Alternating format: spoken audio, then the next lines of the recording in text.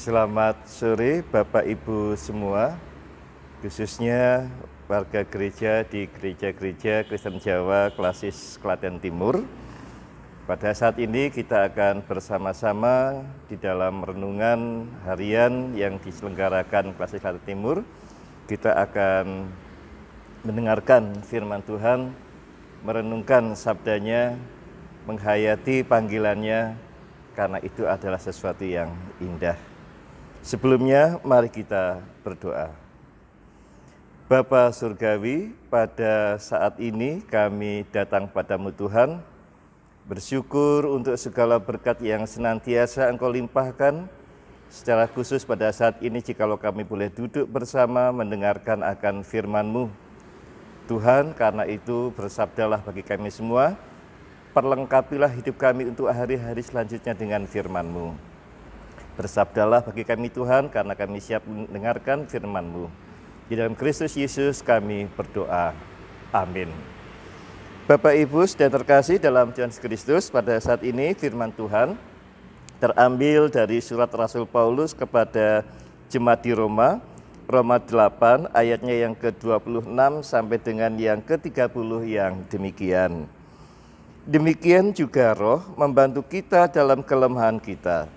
Sebab kita tidak tahu bagaimana sebenarnya harus berdoa. Tetapi Roh sendiri berdoa untuk kita kepada Allah dengan keluhan-keluhan yang tidak terucapkan. Dan Allah yang menyelidiki hati nurani mengetahui maksud Roh itu, yaitu bahwa Ia sesuai dengan kehendak Allah berdoa untuk orang-orang kudus. Kita tahu sekarang bahwa Allah turut bekerja dalam segala sesuatu untuk mendatangkan kebaikan bagi mereka yang mengasihi Dia, yaitu bagi mereka yang terpanggil sesuai dengan rencana Allah. Sebab semua orang yang dipilihnya dari semula, mereka juga ditentukannya dari semula untuk menjadi serupa dengan gambaran anaknya, supaya ia, anaknya itu, menjadi yang sulung di antara banyak saudara.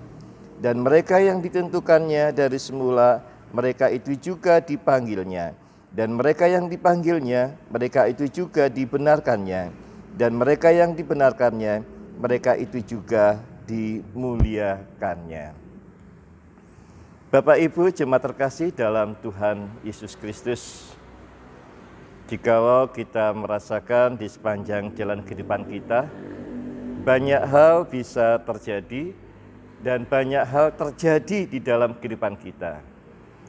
Baik yang seturut dengan harapan kita, tetapi lebih banyak hal-hal yang terjadi tidak seturut dengan kehendak kita atau yang kita rencanakan atau yang kita inginkan. Tetapi semua harus terjadi. Itulah sebabnya orang mengatakan, supaya apa yang menjadi harapan kita terjadi, berdoalah. Memohonlah kepada Tuhan, supaya apa yang menjadi rencana kita dikehendaki, dikabulkan oleh Tuhan. Bapak yang terkasih dalam Yesus Kristus, tetapi apakah benar, apakah sungguh-sungguh bahwa apa yang kita doakan, kita di dalam doa kita harapkan benar-benar terjadi, benar-benar Tuhan menghendaki, benar-benar Tuhan mengabulkan doa kita. Seringkali kita merasakan kekecewaan karena kita menganggap apa yang kita alami, kita harapkan tidak sesuai dengan apa yang kita doakan.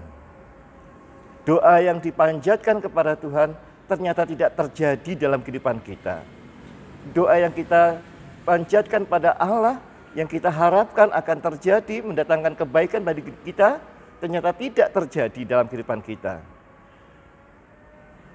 Apakah Allah tidak menghendaki? Apakah Allah tidak mengabulkan doa kita? Apakah Allah punya rencana yang lain? Di satu sisi dikatakan dalam Yohanes, katakanlah apa yang engkau inginkan, maka aku yang akan melaksanakannya. Itu yang seringkali menjadi dasar bagi orang Kristen untuk memanjatkan doa dan percaya bahwa doanya dikabulkan oleh Tuhan. Tapi pada kenyataannya sehari-hari apa yang diharapkan tadi ternyata tidak terjadi. Pertanyaannya, apakah doa kita tidak dikabulkan oleh Allah? Hal yang menarik dalam bacaan kita dikatakan, demikian juga Roh membantu kita dalam kelemahan kita. Roh Allah yang diberikan kepada kita membantu kita dalam kelemahan kita, bahkan ketika harus berdoa, Roh itu juga yang berdoa untuk kita kepada Allah. Dan karena Roh itu juga dikatakan dalam ayat ini, doa yang kita panjatkan pada Allah sampai kepadanya. Jadi seolah-olah kalau kita membacakan doa itu tidak sampai, lalu dibantu Roh menjadi sampai di hadapan hadirat Tuhan.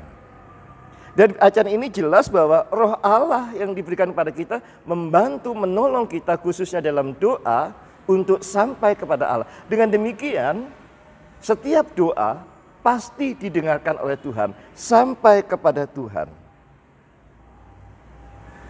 Lalu yang kedua dikatakan bahwa Roh itu juga yang bekerja dalam segala sesuatu.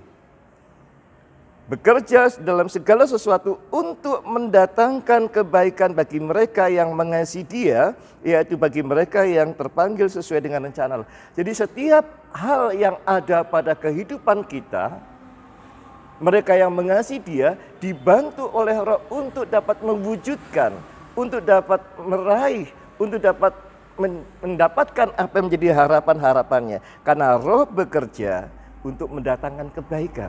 Nah, kata kebaikan di sini, inilah yang seringkali slip terjadi.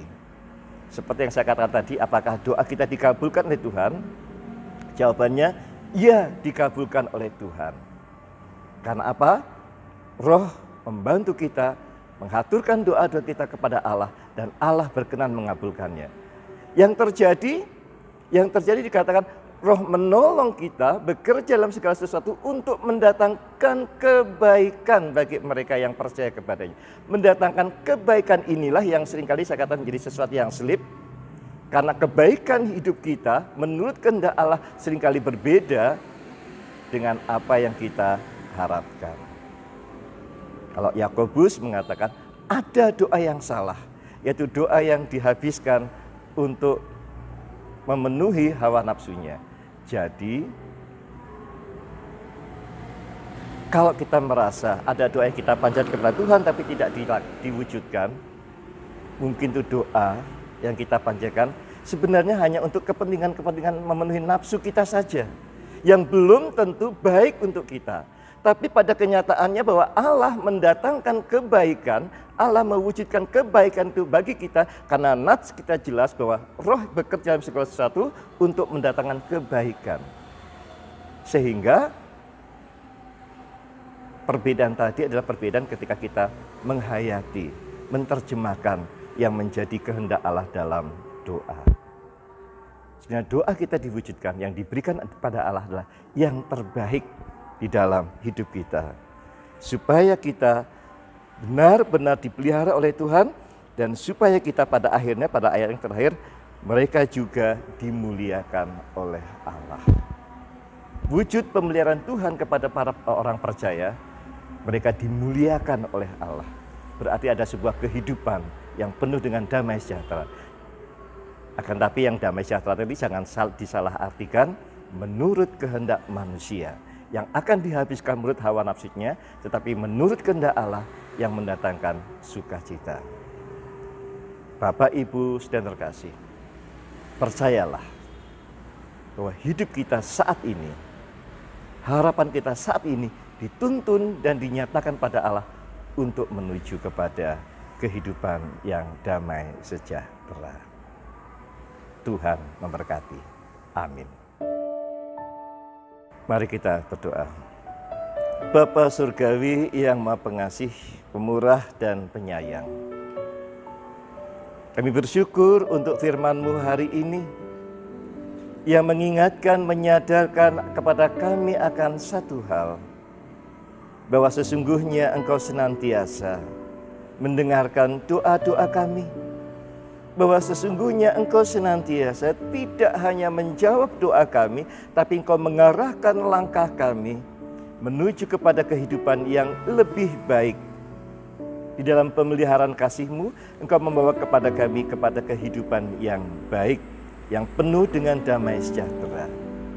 Karena itu mampukan kami untuk mengerti kehendak-Mu, mengerti akan rencana-Mu, supaya kami jangan menghabiskan hidup ini hanya untuk kepentingan dan pemenuhan emosi hawa nafsu kami, tetapi hidup kami arahkan seturut dengan kehendak Tuhan.